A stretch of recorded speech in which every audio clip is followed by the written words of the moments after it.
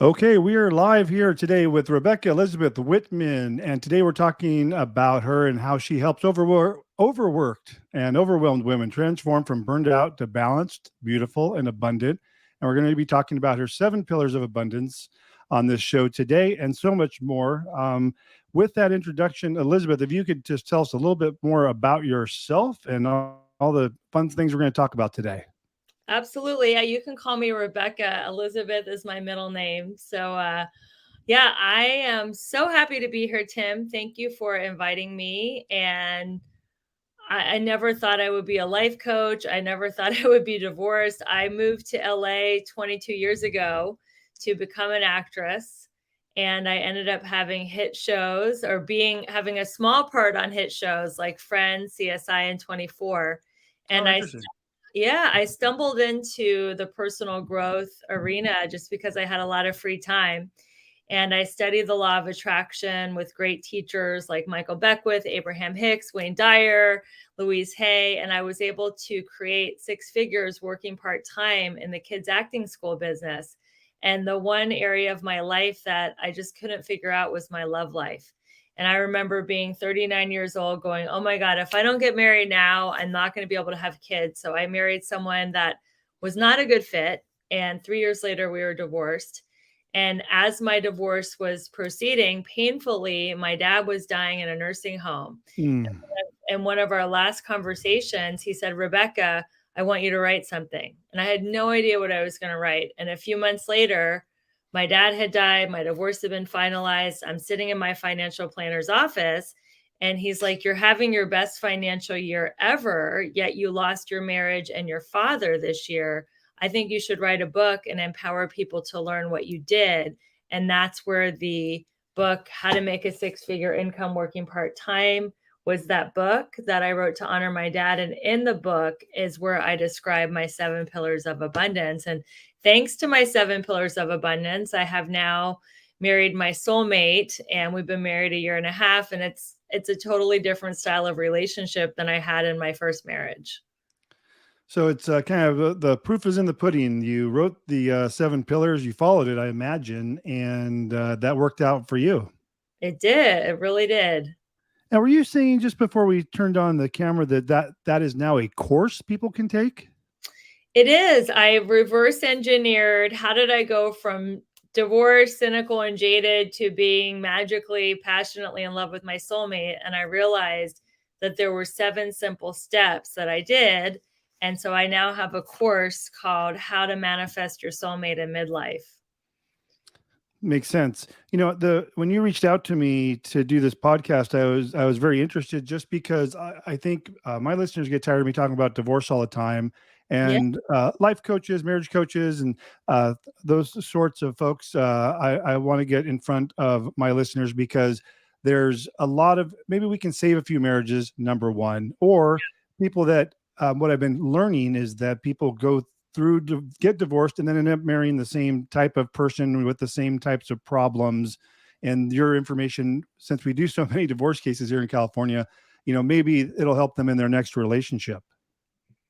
Absolutely. Unless you really do some deep inner work with a therapist or a coach, that is normal. I used to pick the same type of guy over and over and over again. I used to joke that I had a Rebecca classic that I would just keep going for the same guy over and over again. And I had to really look at my patterns and what was serving and not serving me to create a new dynamic in a relationship and the type of person that I was attracted to.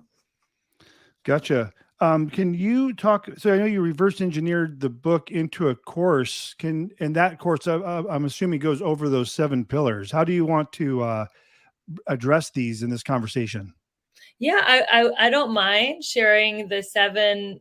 The 7 pillars are how to, manifest a life of balance, beauty, and abundance. But the 7 steps to manifesting your soulmate in midlife, I'm happy to discuss either one. Do you want to start with the how to manifest your soulmate or the 7 pillars of abundance? Wherever you think is more appropriate. I'm good either way. Okay, let's talk about the soulmate, since this is a podcast about people recovering from divorce. So the first step is to process and release your past, which is what I was just explaining, unless we are willing to really look at our patterns and see what we're doing in relationship and what type of person we are attracted to, we won't be able to change it. So there's the 3 A's of change: awareness, acceptance, and action. First, we need to be aware of our patterns, then accept them without any self-recrimination, and then thirdly, take action for a new way of being. So that is the first step. The second one is radical self-acceptance. And I like to call this one, you are your own Valentine. You don't need, a lover, a spouse, a boyfriend, girlfriend, anything to be your own Valentine. You get to accept that everything that you went through in your divorce, everything that you've learned from all your relationships has brought you to exactly the point where you are today, and you're exactly where you're supposed to be. And it's a great thing. It's a great thing that you learn these very powerful spiritual lessons that you could not have learned any other way but to get this divorce. So the second pillar is radical self-acceptance. And also in the second pillar, you want to change your story. You want to stop saying, oh, all the good guys are already taken, or I'm unlucky in love. That's only going to create more of the same. The third step is masculine and feminine energy in the relationship. And that is really important because it's a dance between the two polarities. Masculine energy wants to compete, control, and conquer. Feminine energy is more receptive, available, and respecting. And I'm not talking about in the workforce. I believe that should be equal pay for equal work. I'm a huge feminist as far as socioeconomic. But as far as romance, it's good to know who is leading the dance and who is following the dance. Because if nobody's leading and nobody's following, it's confusing and it becomes a slam dance. And feel free to jump in if you have any questions about any of these pillars of romance. The fourth one is decide where to fish. Do you want to fish online? Do you want to meet people in person? Do you want your friends to fix you up? Decide how you want to meet your next person. The next one is first date etiquette. Everybody is addicted and obsessed with their phones. One of the things I would tell your listeners, no matter what, do not touch your phone, even if you're showing them a picture of your dog or your kid, because as luck would have it, right at the same time you're showing them a picture of your dog, you'll get like a message from Tinder or Bumble going, so-and-so matched you. And it's like, way to take the romance out of a date, right? To have like a message from Bumble or Tinder while you're trying to get to know someone. So don't touch your phone on the first date. And I have many other first date etiquette tools that we don't have time to go into. Sure. The sixth one is dating life. And that is stay in your zone. If you chose feminine, do not initiate calls or texts. I know that's really old-fashioned and controversial, but this is what worked for me. And if you're masculine, go after it. Like set up calls and dates. One of the best things that my current husband did during our courtship is at the end of every date, he had the next date set up. And for me, who is, anxious attached, if you've studied attachment theory, so I have like abandonment issues, he always had the next date set up. So I always knew when I would see him again. So he was definitely in the masculine, steering the relationship the whole time. And then finally, the seventh pillar or the seventh step, I say it's called close the deal. And that means negotiating an exclusive, monogamous, committed relationship before you have sex. Again, this is controversial and old-fashioned, but how many times have we just fell into bed with someone thinking that they were the right person for us, or thinking that we had a relationship, but it was not a good fit, but we started having sex with them, so we just fell into a relationship. Or a lot of women like myself, they have sex thinking that person that is the man's going to be their boyfriend, and then they never hear from him again, and it's devastating. So I recommend negotiating all of that before you have sex. So thanks for explaining those 7 pillars. On the first one of the words that came up was awareness. How are folks that are in this scenario, maybe they got divorced and they're getting back into the dating scene, how is one without a course or a book able to have this self-awareness and work through these issues if they're not aware that something like this is there to kind of put them through it so they can work through these issues? Well, if you can't afford a coach or a therapist, I would say to join Sex and Love Addicts Anonymous, SLAA. You can go to slaa.org. And in Sex and Love Addicts Anonymous, you will get a lot of tools for becoming more aware about your patterns. And one of the steps, the fourth step, is you write down a lot of thought-provoking questions. And these questions are going to really make you do a deep dive into your patterns so you're aware not to make the same choices again. Gotcha. How are people finding you generally? Are they, I know you have a podcast, you have, I think, 3 published books. Are you offering a private coaching as well? I believe as well, correct? Yes, I do private coaching. I do group coaching. People find me through podcasts. They find me because I'm on a lot of summits. And I also just opened up my coaching to the world because so many people wanted to experience my coaching. And I have a free weekly women's circle on Tuesdays at 12 Pacific, 3 Eastern. And I have a link tree that I can share with your listeners, and you can reserve a spot in the women's circle. You get free coaching with me, accountability and support. This is like a mastermind that's worth $10,000 or $20,000 a year, but I just really wanted to open up my coaching so I could fulfill my mission of empowering more women. And yeah, so if you guys want to experience my coaching, you can jump in any Tuesday and get some free coaching from me. I also offer breakthrough calls where I'm committed to helping someone get unstuck in an area of their life. And the first breakthrough call is complimentary. And that is also in the link tree that I'll be sharing with your audience. Okay, perfect. Yeah. That's Tuesdays, you said. Yes, Tuesdays at noon, I do Women's Circle, noon Pacific, 3 Eastern. But there's people from all over the world that jump in. So yeah, Very cool. people stay up all night just to do it because it's so valuable. It's like a kind of a how does that work? Are you answering people's questions, or you're bringing up specific topics each Tuesday?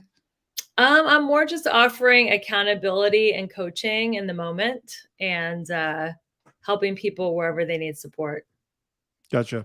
I was just looking at your pod match, some of your questions, and just out of curiosity, it says, "What is an elegant warrior?" Can you explain that? Yeah. So I have a 7-week training called Elegant Warrior Training.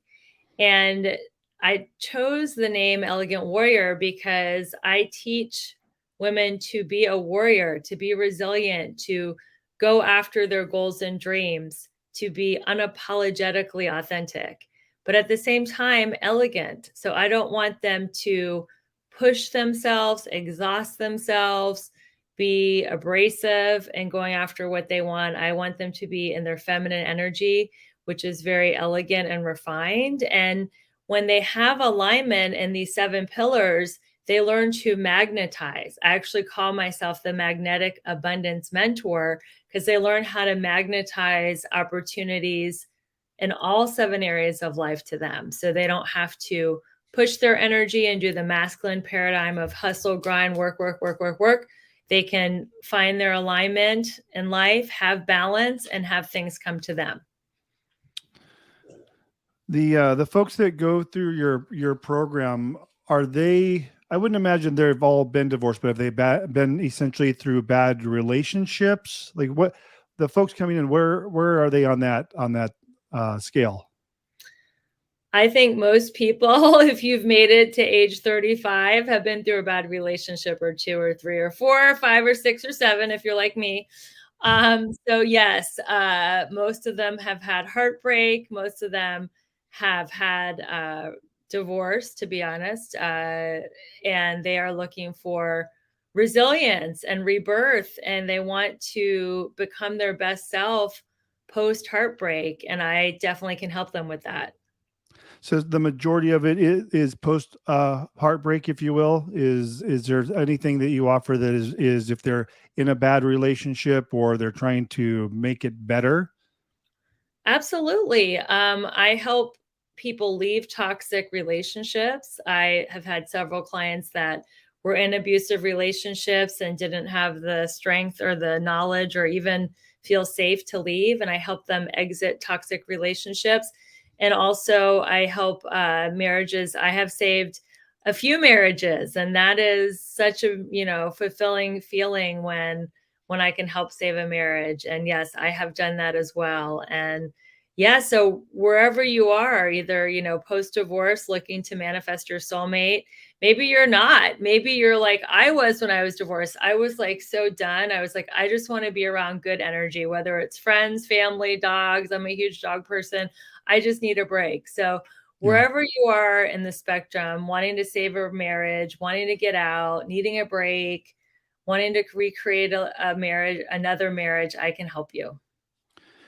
Of your 7 pillars or your course or your book, what are the greatest obstacles you're finding your clients um, going through and getting through this process? Because I've been married for 28 years, not a woman, obviously, but I couldn't imagine. I think it would be daunting to try and get back out there after that amount of time with one person. So I'm sure it's equally daunting for women as well. It is. Congratulations on your 28 years of marriage. Well, That's thank you. amazing.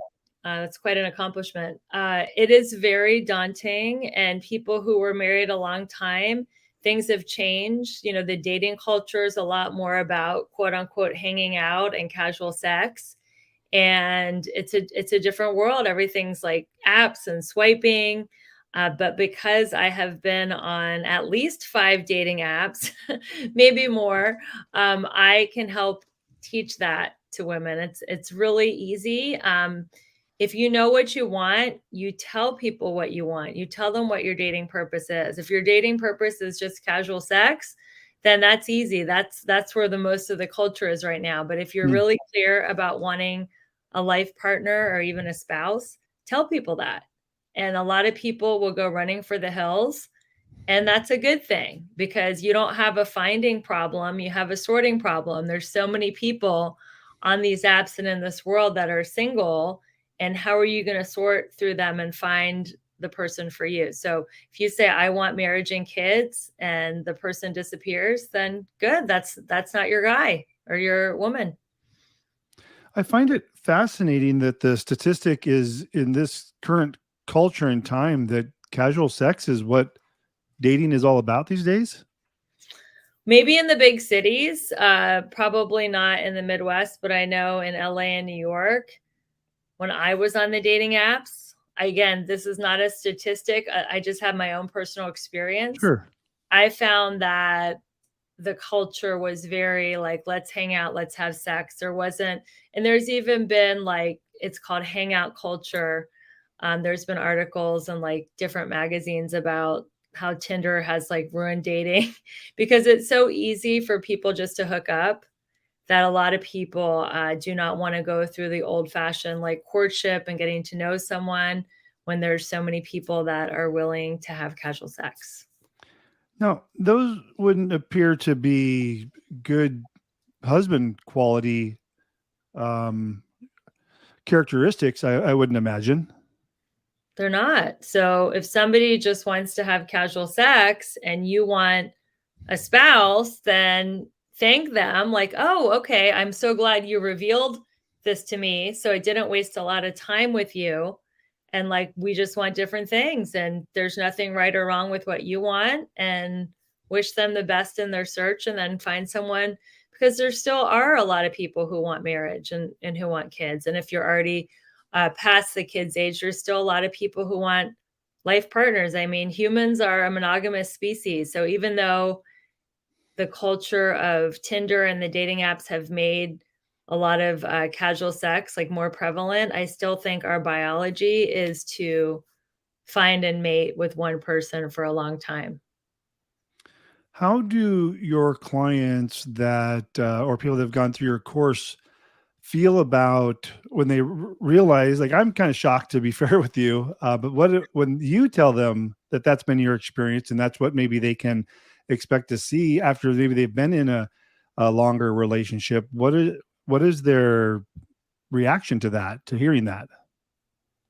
Well, they're shocked. Yeah, it's like, Yeah. wow, I'm surprised that so many, especially, women are having casual sex. But that's kind of like what the society has pressured them to be. I mean, everything from the music videos to the ads to the Kardashians, everything is so hypersexualized right now. I really feel like the pornography industry has like infiltrated mainstream culture, and that's what's happening right now in pop culture. Now, if you're like, in a church or a temple or in a religious community, then it's not the same thing. I'm just talking about mainstream culture.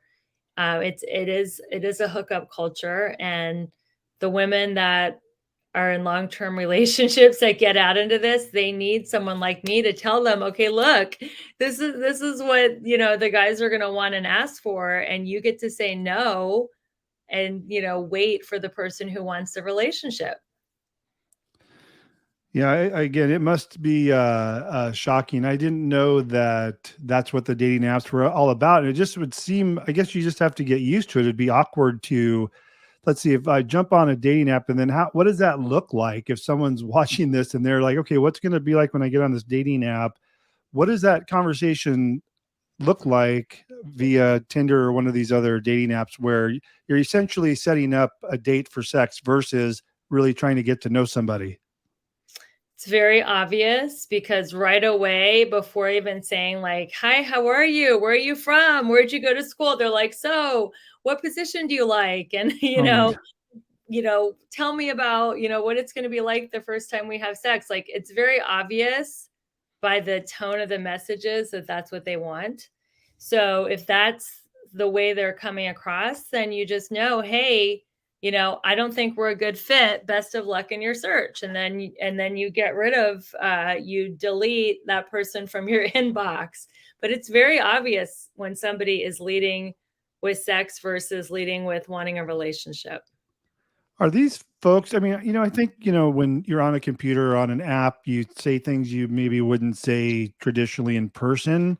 Are these people that way in reality? Or are they just feeling the ability to have these communications because it's, what do they call you when you're like a keyboard bully? Like you can say whatever you want or say it as, a certain way. Is it how these people are in person? Yeah. I mean, again, and this is just my experience. I've been on at least 5 dating sites. Yeah, I mean, they're empowered. Some people are, more direct and more flirtatious on the apps than they are in person, but the expectation of having intimacy outside of a committed relationship is there in person. So, it's, that's what's happening, and, there's still a ton of people who are finding marriage. I have been to so many weddings of dear friends who have met their soulmate and spouse in midlife, so it is still possible and probable if you find the right coach or the right system or the right way to sort through this kind of hookup culture. But yeah, this is in my experience and in my friends' experience, at least in the big cities, what is happening. Interesting. My first reaction is that I think that's kind of sad. And I think of like my daughter, she's 26 and in a 2 year now dating relationship and living together. So that kind of scares me. I don't know if that transcends to the younger kids as well. I imagine it would, outside of their friend group or who they went to college with and so forth, that's what they would have to deal with in an already culture of growing up in the digital age with cell phones and apps and all that, that probably you and I didn't experience until, our 20s or later in life. So, I mean, those social pressures must be equally immense for them in this dating environment. So your client base must run the gamut from younger folks to people in super long term relationships? Yeah, I haven't worked with like a lot of teens and people in their 20s. Most of the women that have hired me are, I think the youngest was 29, and they really want to like get their life situated. They want to have, multiple income streams, and they want to have the long-term monogamous relationship. But yeah, I think high school is hard enough, college is hard enough, but having the pressure of this hookup culture, and everything's on social. So that just makes Yeah. everything more amplified. Like when you have breakups, when you see your, person you like with another person, it's on the social in your face. So that I think is really affecting young people, and my heart goes out to them. Yeah, for sure. How did you intertwine the book you showed earlier, the about the side hustle, in with life coaching and other programs that you offer? Well, this book was literally how people think it's like a get rich quick scheme. I called it How to Make a Six-Figure Income Working Part-Time, because it was literally how I had been living my life to make six figures working part-time, which I've been doing now for almost 20 years. So the book is about having harmony in 7 key areas of life. One of the key areas is romance. So I have tips, tools, and strategies for getting all these 7 key areas of life, which I call my 7 pillars of abundance, to a level 10. So Elegant Warrior Training is a 7-week training where each week we do a deep dive into one of the pillars, and I teach how to get that area to a level 10. And that's different from, is that a course offered through that same book, or that's a different course than what we are talking about previous? Elegant Warrior Training is based on this book. Gotcha. Yeah. Yeah, 7 pillars of abundance in 7 weeks. So, and then I have 2 other courses. I have the one that I discussed, How to Manifest Your Soulmate in Midlife. And then I have another course called Create Your Six-Figure Side Hustle. And those are my 3 main courses. And I also work with women one-on-one, and I'm leading an international retreat with a yoga instructor in India in January, which I'm so excited about. So yeah, those are different ways to work with me. Yeah, you have a lot going on. How did that all fall into place simultaneously, or has this been over a period of time that you've got all of these different courses and help flows set up? Yeah, I have been studying being a coach. I've invested a lot of money in different coaches and learned, all different platforms and ways to share my message. And it definitely evolved over the last several years. I would say that it all started in 2020, where I was put on furlough. I've been working at a kids acting school as a director of admissions for a long time, and I was put on furlough, and I didn't know if I would ever go back to being the, director of admissions in person. So I'm like, I better create a coaching program and launch a podcast and do all this stuff. And then the furlough ended, and I'm still working at the kids acting school and doing all this stuff. So I do have a lot going on, but I love all of Yeah. it, and it's all really fun for me. Tell me more about your own podcast that you have. What topics are? I'm sure these are the topics that you are discussing. Are you interviewing folks? Are you just covering a topic of your own choosing each week or day? What's going on with your podcast? Yeah, I usually interview experts that can speak into one of the 7 pillars. So I'll interview an expert on fitness, or an expert on entrepreneurship, an expert on romance, one of the 7 pillars, and we do a deep dive with that expert. And again, I'm all about practical, so they give you tips, tools, and strategies. A couple times I've flown solo and just did a 20 or 30-minute podcast by myself, but I love interviewing people. And the mission of the podcast is the same mission as my coaching. It's to take people who are busy and overwhelmed and helping them go from burned out to balanced, beautiful, and abundant. And that's why I call it the Balanced, Beautiful, and Abundant podcast. Makes sense.